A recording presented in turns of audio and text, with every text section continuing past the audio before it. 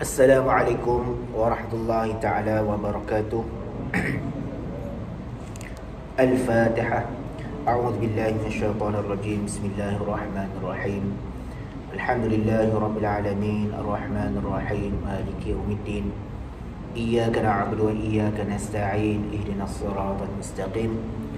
Siratal ladzina an'amta 'alaihim ghairil maghdubi 'alaihim waladdallin. Amin. أعوذ بالله السميع العليم من الشيطان الرجيم. بسم الله الرحمن الرحيم. الحمد لله رب العالمين وبه نستعين على أمور الدنيا والدين، والصلاة والسلام على أشرف الأنبياء والمرسلين سيدنا محمد وعلى آله وصحبه أجمعين. سبحانك لا علم لنا إلا ما علمتنا إنك أنت العليم الحكيم. رب اشرح لي صدري ويسر لي أمري واحلل عقدة من لساني يفقهوا قولي. نويت التعلم والتعليم والنفع والانتفاع والمذاكرة والتذكير والإفادة والاستفادة والحث على تمسك بكتاب الله وبسنة رسول الله صلى الله عليه وسلم والدعاء للهدى ولله لخير ابتغاء وجه الله ومرضاته وقربه وثوابه آمين آمين يا رب العالمين. أما بعد. Alhamdulillah, pertama dan selamanya marilah sama-sama kita merafakkan syukur kepada Allah Subhanahu wa taala. Dan pada malam ini Allah Subhanahu wa taala sekali lagi mempertemukan kita untuk sama-sama kita hadir menunaikan solat secara berjamaah, solat fardu maghrib secara berjamaah. Dan seterusnya kita melapangkan masa untuk sama-sama kita menghadiri kuliah bulanan pengajian kita. Mudah-mudahan perhimpunan kita pada malam ini diberkati dan dirahmati oleh Allah Subhanahu wa taala.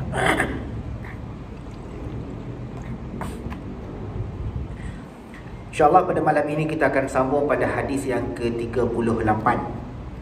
Dan kalau masa mengizinkan, insya-Allah malam ini saya cuba nak bawa dua hadis. Kita baca 38 dan 39. Jadi bulan depan, bulan 12, kita akan baca hadis yang ke-40 dan hadis yang ke-41. Dan seterusnya kita khatam Syarah Al-Wafi Matan Arba'in. Kita khatam syarah hadis 40 An-Nawawi. Dan mudah-mudahan insya-Allah jika diizinkan pada tahun hadapan, masuk pada bulan 1, kita akan mulakan pengajian baru, insya-Allah. Kalau sempat habislah, kalau sempat habis, insya-Allah. Dan cadangan saya insya-Allah pada tahun hadapan, setelah kita tamat ataupun khatam Syarah Al-Wafi ini, Matan Arba'in, saya akan bawa pula kepada tuan-tuan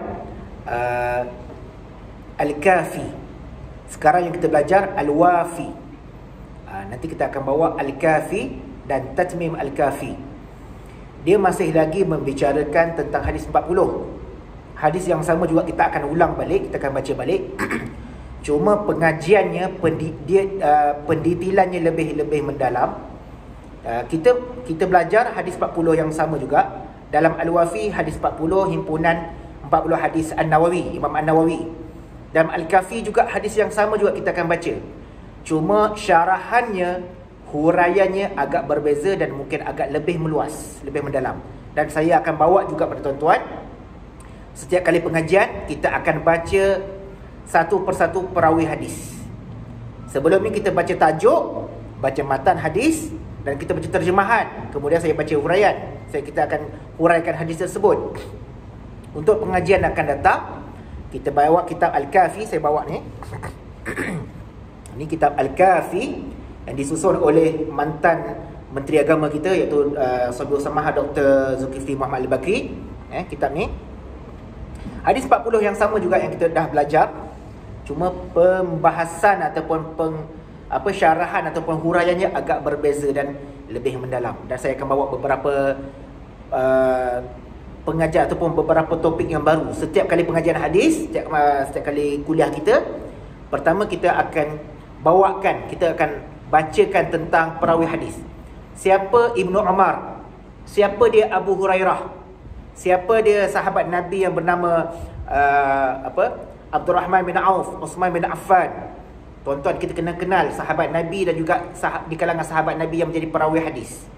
Sebab tidak semua sahabat menjadi tidak semua sahabat Nabi menjadi perawi hadis. Ada sahabat Nabi dia orang biasa je, orang soleh. Dia beriman kepada Allah, dia masuk Islam, dia beriman kepada Allah dan berjumpa dengan Nabi, belajar dengan Nabi, tapi dia tidak meriwayatkan hadis. Dia orang biasa. Dia orang soleh tapi dia orang biasa. Dia tidak menjadi perawi hadis. Tetapi sebilangan besar kebanyakan para sahabat menjadi perawi hadis. Antara sahabat-sahabat yang besar, Abu Hurairah, Ibnu Umar, Ibnu Mas'ud, Ibnu Abbas. Ini antara sahabat-sahabat yang menjadi perawi hadis ataupun dipanggil sebagai muhaddis di kalangan para sahabat. Orang alim, menjadi tempat rujuk. So kita akan baca dia punya biodata supaya kita kenal. Supaya kita kenal sahabat Nabi sallallahu alaihi wasallam dan apakah manfaat ataupun pengajaran ataupun iktibar yang kita boleh ambil daripada kisah kehidupan para sahabat, insya-Allah. Itu. Dan yang kedua, pengajian yang akan datang kita akan bawakan mustalah hadis. Kita bukan hanya baca matan, tajuk, matan dan juga terjemahan atau huraian. Kita akan bawa satu demi satu. Saya akan memperkenalkan tentang mustalah hadis ataupun dinamakan sebagai ulumul hadis. Ilmu seni hadis. Tuan-tuan, kalau kita baca Al-Quran, kita baca Al-Quran, kemudian kita baca terjemahan Al-Quran, kita baca terjemahan. Contoh, kita baca suratul Fatihah dan kita baca terjemahan suratul Fatihah. Bismillahirrahmanirrahim. Dengan nama Allah yang Maha Pemurah lagi Maha Penyayang. Alhamdulillahirabbil alamin. Segala puji bagi Allah Tuhan yang mentadbir sekalian alam. Itu terjemahan, kita boleh faham. Tetapi dari sudut tafsirnya pelbagai, meluas, sangat luas. Sebab itu tafsir, tuan-tuan, kalau kita belajar tafsir, walaupun surah yang sama, contoh kita belajar tafsir suratul Fatihah, walaupun surah yang sama, tetapi penafsirannya ada pelbagai. Sebab tu tafsir ni dia banyak. Kalau di Nusantara ataupun di Malaysia khususnya, yang terkenal tafsir Al-Munir. Kemudian ada tafsir Al-Bayan. Ada beberapa tafsir yang lain. Kalau yang lebih dalam lagi, lebih tinggi lagi, dia ada tafsir Al-Qurtubi, tafsir Al-Baghawi dan banyak lagi. Tapi biasa standard dekat Malaysia yang kebanyakannya masjid-masjid ataupun dalam kuliah yang diajarkan adalah tafsir Al-Munir ataupun tafsir Ibn Kathir. Dan saya selalu bawa, kalau saya mengajar mata pelajaran tafsir, saya akan bawa tafsir Ibn Kathir. Dan juga tafsir banyak lagi pecahan. Satu tafsir, ada tafsir yang kita baca surah yang sama, tafsiran yang berbeza. Antaranya tafsir, kalau kita baca tafsir tentang Ayatul Ahkam. Tafsir Ayatul Ahkam. Tafsir ayat ahkam ni tafsir tentang ayat-ayat hukum. Wa aqimus solata wa atuz zakah. Ini ayat hukum. Tentang cerita tentang hukum ataupun kefarduan solat. Dan wa atuz zakah tentang kefarduan zakat. Ya ayyuhallazina amanu kutiba alaikumus shiyam. Ini ayat puasa. Jadi bila kita belajar tafsir, kita belajar tafsir ahkam ataupun hukum hakam berkaitan dengan puasa. Ini tafsir walaupun ayat yang sama. Ayat yang sama juga, ya ayyuhallazina amanu kutiba alaikumus shiyam. Wahai orang-orang beriman, diwajibkan kamu untuk berpuasa seperti mana umat terdahulu diwajibkan mereka berpuasa. Ayat ini tentang kefarduan puasa, tentang hukum hakam puasa. Tetapi kalau dibawa datang tafsir mengenai sejarah, mengenai tarikh ataupun sejarah pun boleh, ada. Dia ada tafsirnya, fokus dia kepada sejarah saja. Begitu. Jadi tafsir juga pelbagai.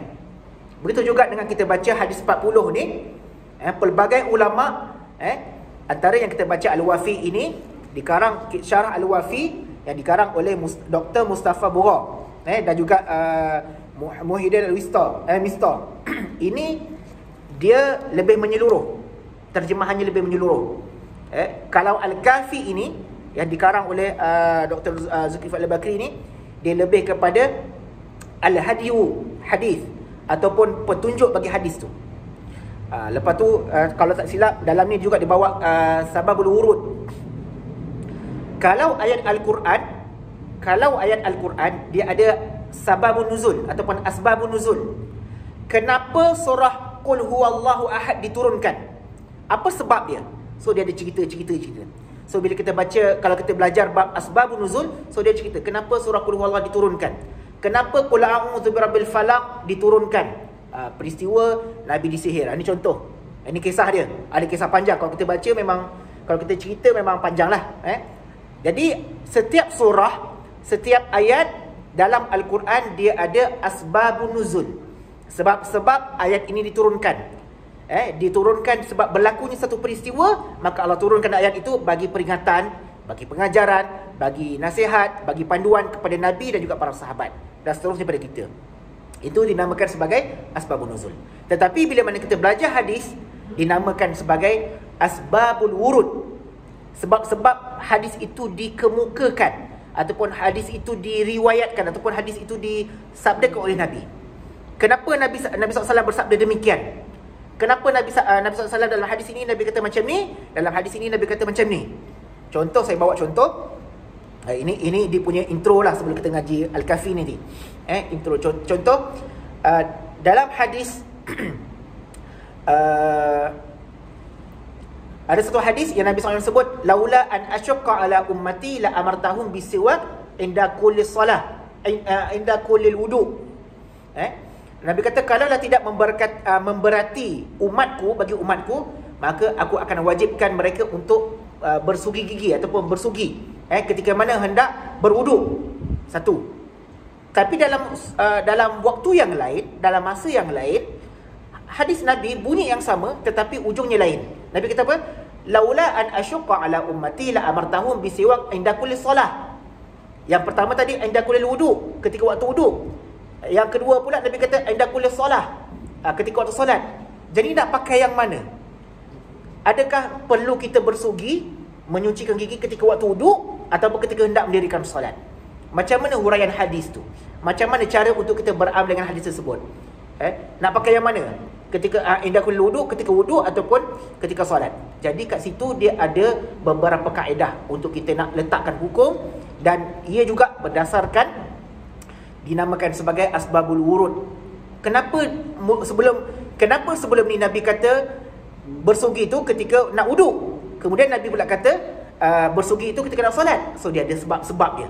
Sebab kenapa macam tu? Sama juga dalam hadis yang lain. Sebagai contoh, ni contoh, bila sahabat tanya kepada Nabi SAW, ayul a'mal afdal, apakah amalan yang paling afdal di sisi Allah? Lepas tu dengan sahabat ni Nabi kata, hendaklah kamu berbuat baik kepada ibu bapa. Lepas tu bila sahabat lain pula tanya kepada Nabi, ayul a'mal afdal, apakah amal yang paling baik? Dengan sahabat ni pula Nabi bagi jawapan yang lain. Sahabat ni Nabi bagi jawapan yang lain, walaupun soalan yang sama, pertanyaan yang sama, tapi dengan sahabat ni Nabi bagi jawapan yang lain, Nabi bagi jawapan yang lain. Semua itu kenapa dia berlaku demikian? Kerana dia ada asbabul wurud. Boleh jadi dengan sahabat ni, Nabi tengok sahabat ni antara seorang yang penyayang, dia baik dengan ahli keluarga, maka Nabi bagi panduan kepada dia, Nabi bagi nasihat kepada dia, hendaklah kamu berbaik kepada kedua ibu bapa, jangan derhaka dengan itu, dengan ni. Dia bagi macam ni. Dengan sahabat ni lain, sahabat ni tak ada ibu bapa, dia tak ada keluarga, dia masih bujang. Jadi bila ditanya soalan demikian, Nabi jawab bersesuaian dengan keadaan dia. Sebab tu bila kita belajar hadis, dia ada asbabul wurud, kat mana kedudukan hadis tu dan kenapa hadis itu disabdakan oleh Nabi, keadaan gitu. Begitu. Itu insya-Allah ini kita akan bawa sikit-sikit, kita akan belajar. Kita tak akan belajar mendalam, takut nanti kita pening. Kita akan belajar sikit pada pengajian akan datang yang kita akan bawa dalam pengajian Al-Kafi. So malam ini kita akan habiskan, tak habislah, malam ni tak habislah, bulan depan insya-Allah habis. Malam ni kita cuba dapatkan 2 hadis dalam kitab Al-Wafi ni, syarah Mata Arba'in ini insya-Allah kalau sempat, dan kemudian barulah kita akan masuk kepada Al-Kafi. Jadi adalah peningkatan tu. So pengajian kita dah 3-4 tahun, 5 tahun, 10 tahun, 20 tahun duduk datang kuliah, asyik ulang yang sama, asyik pengajian yang sama. Walaupun kita tak ingat pengajian bulan lepas, cuba tanya tuan-tuan tak ingat mungkin. Pengajian 2 bulan lepas, 3 bulan lepas, ingat tak ingat? Tak payah kata 2 bulan lepas, pengajian semalam, kalau semalam ada kuliah, ingat lagi tak ingat? Kan? Punyalah setengah jam ustaz bercerita, penceramah berceramah. Mungkin ada 2-3 poin yang kita masih ingat. Itu yang semalam punya, yang kemarin punya, yang minggu lepas punya, yang bulan lepas punya. Wallahu alam. Kan? Sebab itulah mengaji ni berulang-ulang tak menjadi masalah, sebab supaya dia lekat untuk mudah kita beramal. Macam kita tu, kita belajar Fatihah ni daripada kecil lagi. Daripada sekolah rendah dah belajar Fatihah. Kenapa sekarang umur 40-50 ustaz kata kena betulkan lagi baca Fatihah, kena belajar lagi? Sebab belum tentu Fatihah kita betul, belum tentu dulu yang kita belajar tu ilmu kita betul. Dulu belajar cara macam ni, kan? Lepas tu kita belajar demi belajar, jumpa ustaz demi ustaz belajar, rupanya sebut ghairil maghdu, lain rupanya. Du tu nak tak kat mana? In panjang tak in? Ihdinas siratal mustaqim, tutup mulut ke buka mulut? Kan? Baca Fatihah. Jadi sebelum ni kita tak tahu, rupanya kena tutup mulut baru jadi mustaqim. Jadi bila kita belajar, makin kita faham. Barulah kita dapat sempurnakan balik. Baru kita dapat perbaiki amal ibadah kita. Mungkin sebelum ini cara sebutan tak betul. Macam mana belajar nak berlatih sebutan yang betul dalam baca surah Fatihah. Macam itulah contoh. Itu contoh dia. Baik. Mukadimah pun dah panjang, tak sempat masuk hadis. Bismillahirrahmanirrahim. Hadis yang ke-38 di bawah tajuk wasilah menghampirkan diri kepada Allah Subhanahu wa taala dan pencapaian cintanya. An Abi Hurairah radhiyallahu anhu qala Rasulullah sallallahu alaihi wasallam, innallaha ta'ala qala man 'ada li waliyan faqad adhantuhu biharbi wa ma taqarraba ilayya 'abdi bi syai'in ahabba ilayya mimma aftaratu alayhi wa ma yazalu 'abdi yataqarrabu ilayya bin nawafil hatta uhibbahu fa idza ahbabtuhu kuntu sam'ahu alladhi yasma'u bih wa basarahu alladhi yubsiru bih wa yadahu allati yabtishu biha wa rijlahu allati yamshi biha wa in sa'alani a'taituhu wa la in ista'adhani la'u'izannahu, rawahu Bukhari. Hadis yang diriwayatkan daripada Abu Hurairah radhiyallahu anhu, katanya Rasulullah sallallahu alaihi wasallam telah bersabda, sesungguhnya Allah Subhanahu wa taala berfirman. Tuan-tuan, kalau kita baca hadis yang kepalanya disebut sesungguhnya Allah Subhanahu wa taala berfirman, padahal awal tadi kata sabda Nabi sallallahu alaihi wasallam, sesungguhnya Allah Subhanahu wa taala berfirman. Apa maksud dia? Maksudnya hadis ini adalah hadis qudsi. Nanti pengajian akan datang saya akan terangkan apa maksud hadis qudsi. Kita simpan dulu. Hadis ini hadis qudsi. Sesungguhnya Allah Subhanahu wa taala berfirman, barang siapa memusuhi wali-waliku, sesungguhnya aku mengisytiharkan perang ke atasnya. Dan tidaklah seorang hamba itu menghampirkan diri kepadaku dengan sesuatu yang lebih aku cintai, melainkan dengan barang siapa yang telah aku fardukan ke atasnya. Maka berterusanlah hambaku mendekatkan dirinya kepadaku dengan mengerjakan amalan-amalan nawafil hinggalah aku mencintainya. Apabila aku mencintainya, aku akan menjadikan pendengarannya pendengarannya yang dengannya akan ia mendengar. Lalu aku adalah penglihatannya, aku akan jadikan penglihatannya dengannya ia melihat, dan tangannya dengannya ia memegang, dan kakinya dengannya ia berjalan. Dan jika ia meminta dariku, aku akan mengurniakan, dan jika ia memohon perlindungan denganku, aku akan melindunginya. Hadis sahih riwayat Bukhari. Okay. Baik, hadis ini Nabi SAW menerangkan kepada kita tentang wasilah ataupun perantaraan ataupun pendekatan, bagaimana cara untuk kita nak mendekatkan diri kepada Allah dan juga untuk kita nak mendapat cinta Allah. Dalam erti kata yang lain, hadis ini menceritakan tentang ciri-ciri para wali Allah. Tuan-tuan kalau nak jadi wali, faham hadis ni. Tuan-tuan boleh jadi wali tak? Kita boleh jadi wali tak? Boleh tak? Jadi masalah. Boleh. Tetapi beramal dengan hadis ni dan faham betul-betul hadis ni. Kita faham hadis ni, insya-Allah baru kita tahu inilah sebenarnya ciri-ciri wali Allah. Inilah sebenarnya cara-cara jalan untuk kita nak mendekatkan diri kepada Allah. Bukan yang kita faham selama ini, bila sebut wali Allah, tu yang bertapa atas bukit tu, itu wali Allah. Tu yang boleh berjalan atas air tu, itu wali Allah. Itu yang boleh terbang atas angin tu. Yang terbang atas angin, Piramli pun boleh terbang atas angin. Zam-Zam Al-Kazam terbang 3 orang kan, apa boleh. Dia bukan itu kita nak cerita tentang wali Allah. Memang ada peristiwa tu, memang ada berlaku. Itu antara dia dengan Allah, yang Allah kurniakan karamah pada dia. Itu kelebihan yang Allah berikan kepada dia. Tetapi tak mustahil orang awam macam kita, orang biasa macam kita, boleh mencapai, boleh menjadi ataupun boleh sampai kepada ciri-ciri yang disebutkan wali Allah. Wah, hebatlah tuan-tuan boleh jadi wali Allah. Tak, semua orang berpotensi. Kita akan sebut. Dalam hadis yang lain Nabi sebut, wali Allah ni Allah sengaja sembunyikan. Allah sembunyikan wali-wali Allah, orang yang dekat pada Allah ni. Hanya dia dengan Allah saja. Amalan dia dengan Allah, kita tak tahu. Tengok pagi dia keluar naik motor, pergi kedai serapa, kedai lepak, kedai mamak, macam biasa je.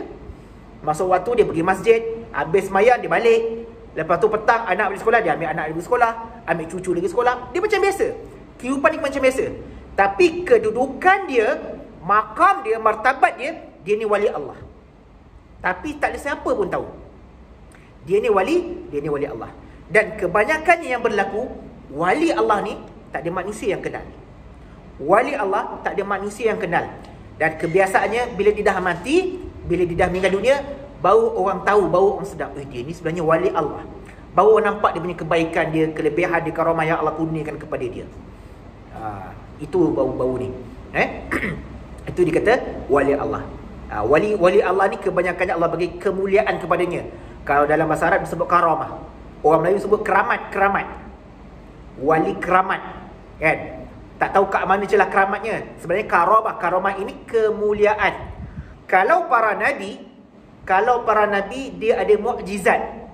Semua orang tahu, kita pun tahu para nabi dia ada mukjizat.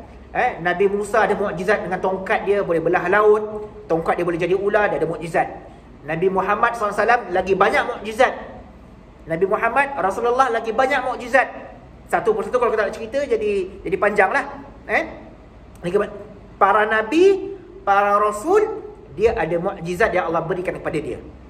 Tapi kalau sebelum dia dilantik menjadi rasul, sebelum dia dilantik menjadi para nabi, diangkat menjadi rasul ataupun diangkat menjadi nabi, dia dikurniakan irhas.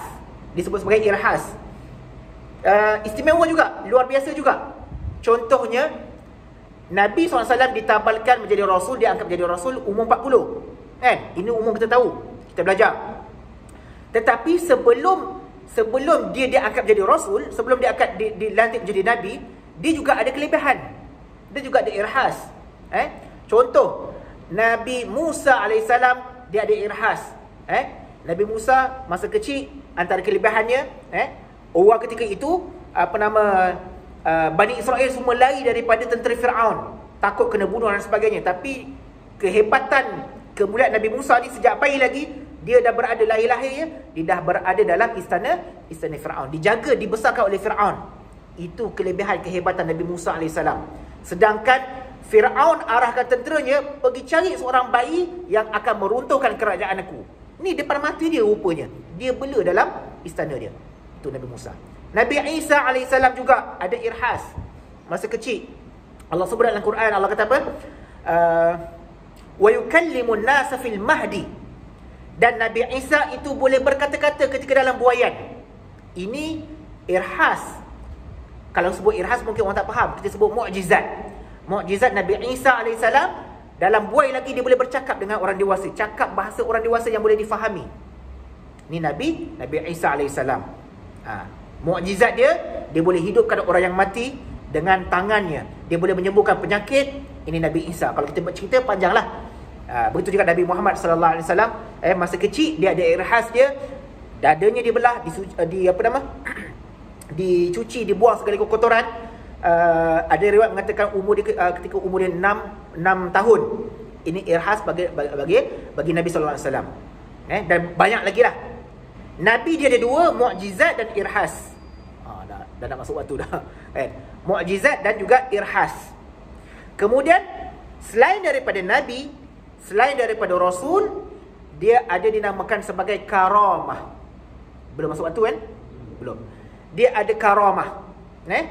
Karamah ini para sahabat pun ada, para sahabat pun ada, para tabi'in pun ada, para wali Allah pun ada, para ulama pun ada. Banyak ulama-ulama, banyak yang ada karamah ni. Imam Syafi'i contoh. Kita tak pernah dengar Imam Syafi'i jalan atas angin, jalan atas air, tak. Itu bukan kelebihan dia. Antara kelebihan mukjizat karamah Imam Syafi'i, setiap kali bulan Ramadan dia boleh khatam Al-Quran 2 kali. Satu hari bulan Ramadan dia khatam 2 kali. Sebulan 2 kali khatam Quran. Ada imam-imam yang lain, ulama-ulama muktabar besar yang lain, apa nama, hafal hadis. Sebagai contoh, Imam Ahmad bin Hanbal, guru kepada Imam Syafi'i, hafal hadis, hafal 1 juta hadis. Hafal 1 juta hadis. Kalau kita baca kisah anak murid dia saja hafal 300,000 hadis. Ini 40 hadis pun kita tak hafal. 40 hadis, saya pun ada yang lupa juga. Ada yang kita tak hafal. Baru 40. Anak murid Imam Ahmad bin Hanbal, karamah dia, kelebihan dia, kemuliaan dia, dia boleh hafal 300,000 hadis. Tu anak murid. Tu guru dia, Imam Ahmad bin Hanbal, 1 juta hadis. Ini kemuliaan yang Allah berikan kepada para ulama. Dia bukan kira betapa duduk berzikir tiba-tiba terapung naik atas angin. Tak, itu lain. Itu cerita lain. Karamah lain. Seluk tangan tiba-tiba duit dalam beg, duit ada berpuluh-puluh ringgit, beratus ringgit. Itu cerita karamah yang lain. Ada juga berlaku. Itu cerita yang lain. Tapi ni kemuliaan yang Allah beri dari sudut keilmuan mereka. Dan antara karamah yang lain para ulama, para wali Allah ini, antara karamah mereka ini diberikan keberkatan ilmu. Tuan-tuan, kalau kita hidup kita diberikan keberkatan ilmu, keberkatan rezeki, itu terbaik lah. Ada orang kata, kejap je dah petang, kejap je dah malam, kejap je dah hujung bulan, kejap je dah seminggu. Dia rasa terlalu cepat. Tetapi ada orang yang diberikan keberkatan ilmu, dia sempat buat amal ibadah, dia rasa sempat je buat tu, sempat buat ini, tak terkalut. Kita kalut, baru buat dah petang, baru nak buat ni dah kalut kan. Baru keluar rumah tu tengok dah petang dah. Dia rasa macam buat tu terlalu cepat, terlalu sempit untuk dia nak selesaikan urusan dia. Duit pun sama juga, keberkatan duit, rezeki ada pada kita. Baru keluar duit hari tu, baru keluar 200, baru cucuk dekat bank, baru keluar 500, tahu-tahu esok dah habis lah. Pergi pasar, pergi market, beli tu apa-apa ni, hantar kedai repair, tukar tayar motor tu, habis ada duit. Tak ada keberkatan rezeki. Jadi kalau wali Allah ni, antara ciri-cirinya, dia diberikan keberkatan masa dan juga keberkatan pada rezeki dia. Itu hebat. Jadi kalau kita beramal dengan hadis ini, kita belum masuk ni, tenang azan dah tu. Mungkin kita akan drag sikit insya-Allah. Jadi kalau kita beramal dengan hadis ini, insya-Allah. Pokok pangkalnya dalam hadis ini, Nabi SAW pesankan kepada kita, barang siapa memusuhi wali-waliku, umum, ini umum, barang siapa yang memusuhi wali-waliku, maka sesungguhnya Allah mengisytiharkan perang. Bila sebut wali-waliku ini, makna kata orang yang dekat pada Allah. Barang siapa yang memusuhi orang yang dekat pada Allah. Siapa orang dekat pada Allah? Orang-orang beriman, orang bertakwa, para alim ulama, orang-orang soleh. Tapi kalau ada manusia-manusia yang lain yang menyakiti mereka ini, orang beriman, orang bertakwa, orang yang soleh, ahli ibadah, para ulama, jika mereka ini disakiti oleh orang, maka Allah isytiharkan perang kepada mereka. Allah isytiharkan perang kepada mereka. Dan dikata sesungguhnya aku telah mengisytiharkan dan tidaklah seorang hamba itu menghamparkan diri kepadaku dengan sesuatu yang lebih aku cintai, melainkan barang siapa dia telah melakukan ataupun menunaikan kefarduan ke atasnya. Maksudnya, yang dikatakan ciri-ciri wali Allah ini, dia tidak pernah meninggalkan perkara yang difardukan ke atas diri dia. Dia tidak meninggalkan perkara yang fardu ke atas diri dia. Dia kata apa? Tidaklah seorang hamba itu menghampirkan diri kepada Allah, melainkan dia senantiasa melakukan perkara yang fardu ke atasnya. Tuan-tuan, ciri-ciri menjadi wali Allah, dia tidak pernah meninggalkan perkara yang fardu. Itu nombor 2. Kita berhenti dulu untuk azan.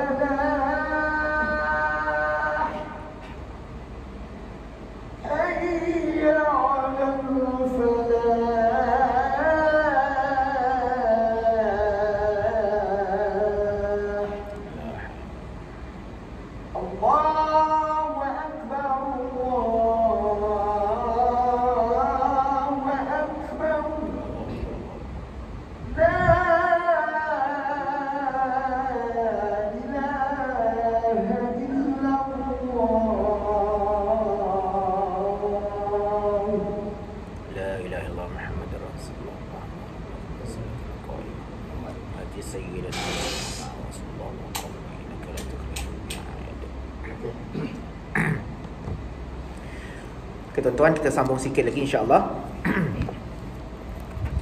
Yang pertama yang Nabi SAW sebut dalam hadis ini, berdasarkan firman Allah Subhanahu Wa Taala, Allah pesankan kepada kita, jangan kamu sakiti wali-wali Allah, kerana barang siapa yang menyakiti wali Allah, maka Allah akan isytiharkan perang untuknya. Wali-wali yang dimaksudkan dalam hadis ini yang kita sebutkan tadi ialah orang-orang yang sentiasa menghampirkan diri kepada Allah. Sesuai dengan maksud wali itu hampir, dekat. Maksudnya dia adalah orang yang senantiasa hatinya terpaut kepada kebaikan, hatinya terpaut kepada apa yang diperintahkan oleh Allah. Dan yang kedua dalam hadis ini, dia tidak pernah meninggalkan sebarang perkara yang fardu ke atasnya. Tak pernah tinggal solat, tak pernah tinggal puasa bulan Ramadan. Ini perkara yang fardu. Dan bila mana dia ada harta, cukup haul, cukup nisab, dia keluarkan zakat, tak pernah miss dikeluarkan zakat. Ini perkara yang fardu, perkara yang rukun. Kemudian bila dia ada duit, dia ada kesempatan, ada peluang, dia pergi menunaikan haji. Ini benda kefarduan yang tak pernah tinggal. Ini yang pertama, ciri wali Allah, ciri orang-orang yang dekat kepada Allah Subhanahu Wa Taala. Yang kedua, wa ma yazalu 'abdi yataqarrabu ilayya bin nawafil hatta uhibbu. Maka tidaklah dia kata aku mencintai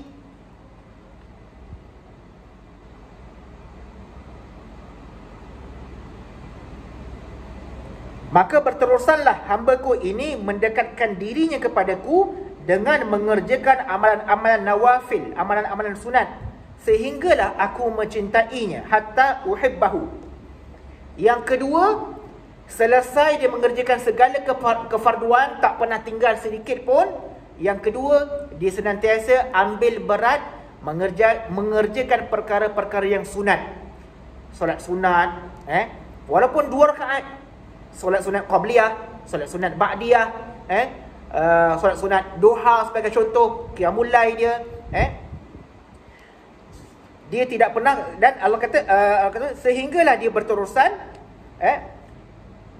hamba-Ku ini berterusan mendekatkan dirinya kepadaku dengan mengerjakan amalan-amalan yang nawafil atau amalan-amalan yang sunat, puasa sunat Isnin Khamis. Dia pertama sekali kefarduan tak pernah tinggal. Syarat dia yang pertama dulu. Tak lepas yang pertama jangan pergi yang nombor 2. Tak lepas yang pertama jangan pergi nombor 2. Solat fardu pun banyak lintang pukang, puasa Ramadan pun banyak yang tertinggal, tiba-tiba sibuk nak buat amalan sunat. Ini tak kena cara. Utamakan yang fardu dulu. Selesaikan perkara yang pertama, iaitu perkara yang fardu. Kerana ini juga Allah paling mencintai orang yang mengerjakan perkara-perkara yang fardu. Disebut sini Allah ahabba ilayya mimma aftaratu alaihi. Allah sangat mencintai orang yang mengerjakan amalan fardu yang difardukan ke atas dia. Selesai bab fardu, yang kedua baru dia boleh pergi kepada nawafil, perkara-perkara yang sunat. Jadi kalau yang pertama tadi banyak dia punya cacat celanya, perbaiki dulu, perkemaskan dulu yang pertama dulu.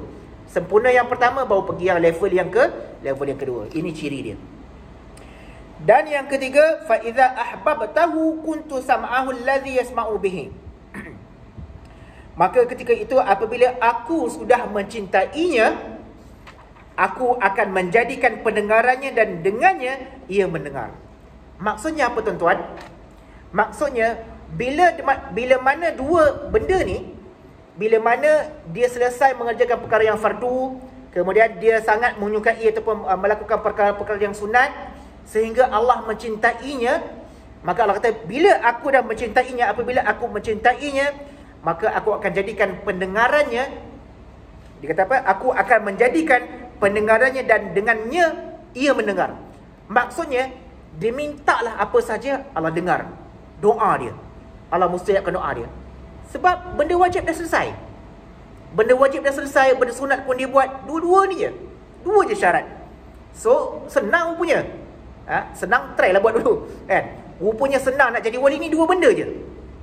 Tak perlu bertapa, tak perlu duduk atas bukit, batu cave ke apa ke, duduk dalam gua bertapa, berzikir, tak makan, tak minum, tak tidur apa semua, tak bercampur dengan masyarakat, pak keluar jadi wali. Bukan itu. Wali dalam hadis ini, pertama kerjakan perkara yang fardu, kedua buat yang sunat. Sehinggalah Allah mencintai dia dan Allah kata, apa sahaja yang dia minta, apa benda yang diminta di doa, Allah akan dengar. Ini maksud hadis ni. Kemudian dia kata, aku adalah penglihatannya, dengannya ia melihat dan tangannya dia memegang. Maksudnya apa sahaja yang dilihat, apa sahaja, maksudnya penglihatan dia ni Allah jaga daripada kecelakaan, daripada kerosakan dan sebagainya. Apa benda yang dihajat, apa benda yang dia buatlah apa sahaja, bila Allah cinta, Allah akan jaga di kehidupan dia. Allah jaga mata dia, Allah jaga telinga dia, Allah jaga tangan dia, Allah jaga seluruh keluarga dia. Kehidupan dia tu Allah jaga. Itu yang kata kalau wali Allah ni, sebab itulah bila dah sampai tahap wali Allah ni, dia tak makan pun dia boleh kenyang. Itu sebab kita faham hadis ni. Sebab apa wali Allah kan dia tak makan, kenapa dia tak makan dia tak makan banyak ataupun dia tak makan 2-3 hari dia puasa, elok je badan dia sihat apa semua. Sebab apa? Dia ni Allah cinta dia. Dia buat dah apa yang Allah cinta, maka dia mendapat cinta Allah, selesai masalah. Lapar milik Allah. Rasa lapar tu datang daripada Allah. Rasa kenyang juga datang daripada Allah. Allah bila-bila Allah boleh bagi dia rasa kenyang, Allah boleh bagi kat dia rasa lapar. Kita ni memang bukan ni sentiasa lapar je.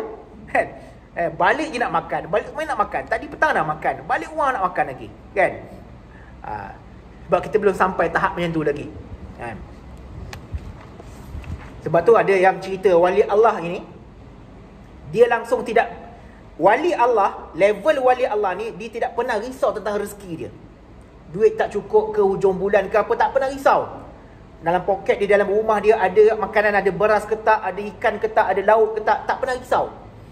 Sebab bila hati dia dan dekat pada Allah, cinta dia dah bertaut kepada Allah SWT, dia tak risau bab rezeki. Allah yarzuqu man yasha, Allah yang beri rezeki kepada siapa yang kehendak. So dia tak risau bab rezeki. Ada tak ada, insya-Allah rezeki dia sentiasa ada. Ini level wali Allah. Nak dapat benda ni, level ni, makam ni, jaga dua ni je. Simple. Jaga dua ni. Jaga perkara yang fardu, jaga amalan yang sunat. Allah jaga kita insya-Allah. Ini dalam hadis Nabi. Dan yang terakhir dia kata, jika ia meminta kepadaku, aku akan kurniakan. Nabi kata, bila minta je Allah bagi. Dan jika ia memohon perlindungan kepadaku, aku akan melindunginya. Settle masalah. Allah kata, jika dia minta perlindungan, aku akan lindungi dia. Dan jika jika minta pertolongan ataupun meminta sesuatu padaku, aku akan kurniakan kepadanya. Nak apa lagi kalau dia jadi wali Allah? Nak apa lagi kalau Allah cinta pada kita? Kan? Selesailah masalah. Dia tak berhajatlah pada dunia. Tak berhajatlah kalau kata makan ini syarat untuk kenyang, tapi Allah boleh bagi kenyang pada dia tanpa makan. Selesai masalah. Tak perlu nak pergi dapur, petik dapur gas, nak siang ikan, nak masak nasi. Kan leceh tu. Masak pun penat. Tanya orang rumah. Tanya orang kat belakang. Masak penat tak? Penat masak. Cuba tuan-tuan balik, tuan-tuan nak masak. Kita orang lelaki nak masak. Penat. Tambah lagi kalau masjid buat program, nak buat kenduri, masak berbelanga tu kan. Nak potong sayur, nak potong, nak siang daging apa semua, nak potong ayam semua. Penat. Masak penat. Lepas tu makan. Makan kenyang. Kenyang pun penat. Dah kenyang pun penat juga. Tapi Allah boleh buat pada wali Allah, pada orang yang Allah cinta, dia tidak perlukan kepada makanan, dia boleh kenyang. Dia tidak berhajatkan kepada makanan, tapi dia dapat kekenyangan itu. Itu nanti kita cerita bab lain lah. Kita akan cerita lebih detail nanti insya-Allah. Panjang lagi cerita dia bab wali ni. Ini wali yang disebutkan dalam hadis Nabi SAW. Kalau dia melakukan dua perkara ini, insya-Allah walilah dia. Tapi kita jangan pula, aku dah buat solat, dah puasa, puasa tahun lepas, baru ni Ramadan, kita belum kira, aku ni wali kot. Tonton jangan klaim awal dulu, relax dulu. Jangan tiba-tiba kita klaim, aku ni wali kot. Ustaz dah cerita tadi, jaga fardu, solat kau pergi, solat, puasa haji dah pergi, zakat hari tu dah bayar, settle lah. Semayang sunat, aku semayang sunat, aku ni wali kot. Tonton jangan klaim dulu, relax dulu. Relax dulu. Kalau dalam hati kita ada ragu-ragu, balik kau nak makan apa? Dia wali tak macam tu. Balik pening, esok nak makan apa? Pencen tak masuk lagi ni kan. Contoh. Kalau yang kerja, gaji tak sampai lagi ni, baru 5 hari bulan 11. Duit gaji dah habis. Ya Allah, macam mana nak survive hidup ni? Dengan pandemik lagi, apa COVID lagi nak keluar ke. Wali dia tak risau urusan dunia. Wali dia ni Allah yarzuqu man yasha. Sebab tu dia kata, bila dia minta pada aku akan kurniakan. Bila dia minta perlindungan, aku akan lindungi dia. Ini level wali. Saya masalah. Tuan-tuan kalau nak capai macam ni, cubalah buatlah. Wali apa? Dia sebab itulah kalau nak cerita wali ni panjang lah. Tapi ini asas. Dan memang kefarduan itu adalah kewajipan. Kefarduan yang kita kena buat tu memang kewajipan. Tak buat berdosa kita. Kewajipan itu adalah kefarduan. Sebab itu Allah lebih cinta orang yang mengerjakan kefarduan, benda-benda yang difardukan ke atas dia. Kemudian diikuti pula dengan amalan-amalan yang sunat. Sehinggalah Allah mencintai dia. Dua benda ni.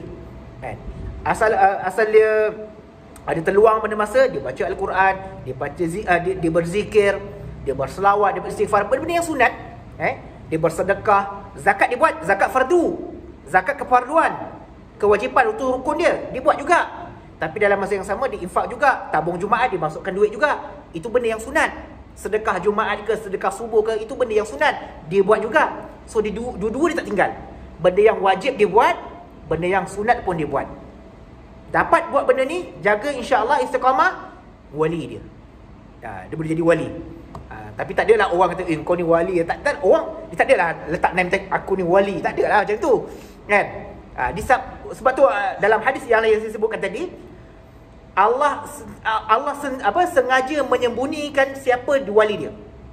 Dalam hadis Nabi kata, Allah sengaja menyembunyikan orang yang mendekatkan, orang yang dekat pada dia, ataupun wali-wali di kalangan manusianya Allah memang sembunyikan. Supaya apa? Tak datang rasa riak tu. Sebab tu kata jangan klaim dulu wali. Aku dah buat itu, aku dah buat ini, aku wali kot. Jangan klaim dulu. Takut benda yang kita buat tu bukan semata-mata kita nakkan title wali tu, tak. Kita nakkan title wali tu. Bukan itu tujuan kita. Wali ni saya sebutkan awal tadi, wali ni maksudnya orang yang dekat pada Allah. Wali bermaksud orang yang dekat pada Allah. Tuan-tuan, ada anak, nak kahwin anak perempuan. Tuan-tuan wali kan? Anak perempuan, kalau kita ada anak perempuan, bila nak nikah anak perempuan kita nak dikahwinkan ataupun nak dinikahkan, juru nikah akan cari siapa wali? Kan? Dia akan cari wali. Apa maksud wali? Orang yang terdekat dengan pengantin. Itu maksud wali. Kan? Dalam bab nikah ni dia ada dua wali. Satu yang dipanggil wali nasab dan satu dia nama sebagai wali hakim. Wali nasab ni inilah. Wali nasab ni dia pecah lagi lah. Dia ada wali mujbir, ada wali ghairu mujbir. Wali mujbir ni dua je. Ayah pengantin perempuan dan datuk pengantin perempuan. Ini wali mujbir yang paling dekat dengan pengantin. Ayah dia, yang kedua level, kalau tak ada ayah, datuk dia. Ini wali mujbir. Wali ghairu mujbir, abang dia, adik-beradik lelaki dia, adik-beradik lelaki lah, ataupun sampailah kepada pakcik dia.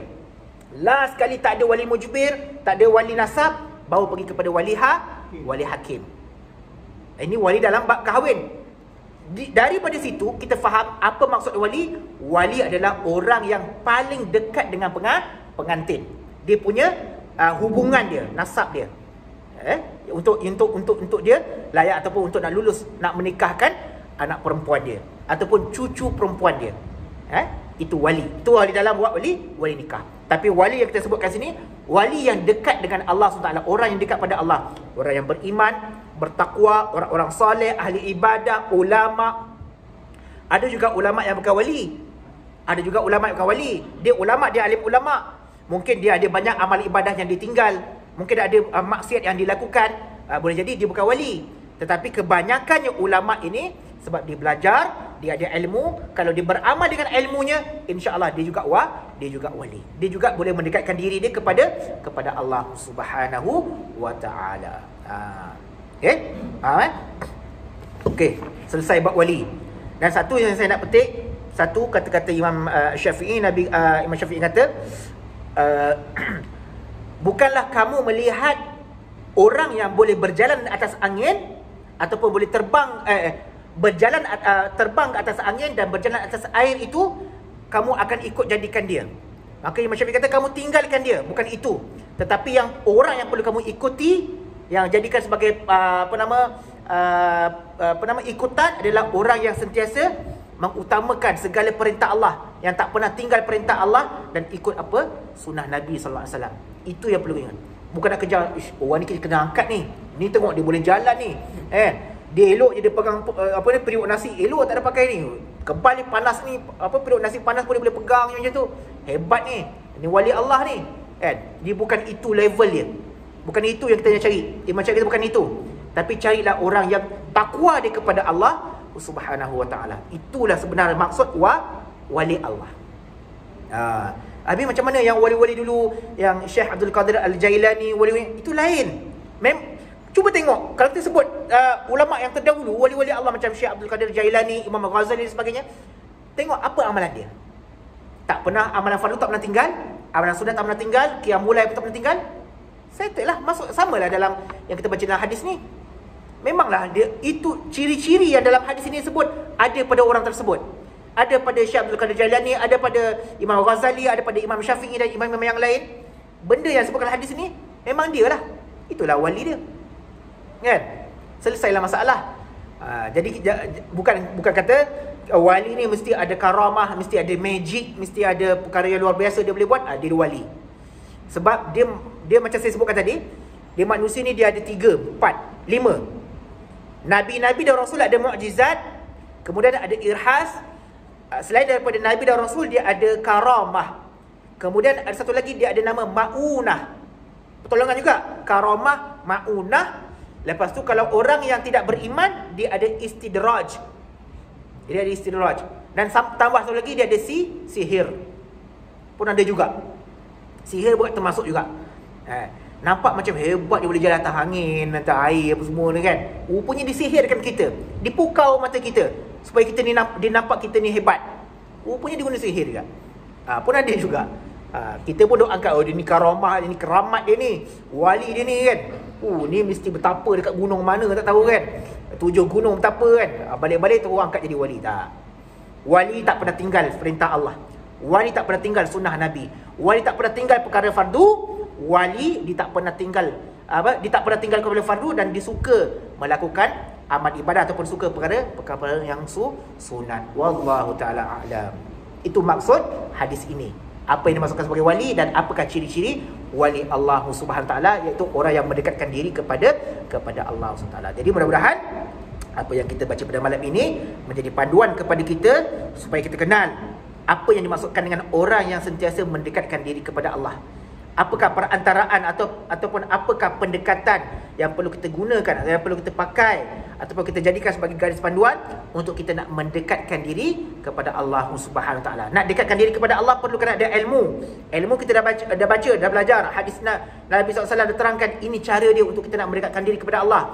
Sekarang masanya kita balik untuk kita nak beramal. Wallahu taala alam. Jadi mudah-mudahan apa yang kita belajar pada malam ini sama-samalah kita beramal dan mudah-mudahan mendapat manfaat daripada Allah, manfaat hidup kita dan mendapat barakah daripada Allah Subhanahu wa taala. Aqulu qawli hadza wa astaghfirullahal azim li wa lakum. A'udzubillahi minasyaitonir syaitanir rajim. Bismillahirrahmanirrahim. Alhamdulillahi rabbil alamin wa bihi nasta'in wa salatu wassalamu ala asyrafil anbiya'i wal mursalin sayyidina Muhammad wa ala alihi wa sahbihi ajma'in. Allahumma 'allimna ma yanfa'una wa nafa'na bima 'allamtana wa zidna 'ilman katsira. Rabbana atina fid dunya hasanah wa fil akhirati hasanah wa qina adzabannar. Wa sallallahu ala sayyidina Muhammad wa ala alihi wa sahbihi wa baraka wa sallam. Walhamdulillahi rabbil alamin. Assalamualaikum warahmatullahi wabarakatuh. Subhanallah, asyhadu an la ilaha illa